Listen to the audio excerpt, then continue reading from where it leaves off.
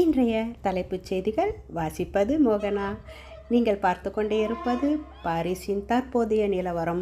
நன்றாக பாருங்கள், பாரிஸில் எப்படி தொடர்ந்து பனி பெய்து கொண்டிருக்கிறது. கடந்த ஒரு வாரமாக பனி பெய்து கொண்டிருந்தாலும் இன்றைக்கு அளவுக்கு அதிகமாக பெய்து கொண்டிருக்கிறது. இதனால் மக்களுடைய அன்றாட வேலைகள் பாதிக்கப்பட்டுள்ளன.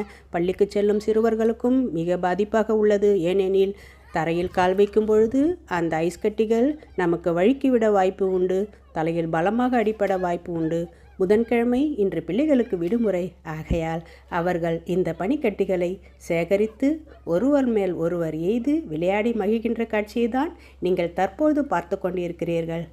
மறுபடியும் இன்னும் ஒரு முக்கிய விஷயம் என்னவென்றால், தற்போது -5 செய்து கொண்டிருக்கிறது பாரிஸில். நீங்கள் பார்த்து கொண்டிருப்பது மோகனாவின் அழகான ஒரு நிமிஷ வீடியோ. பாய்.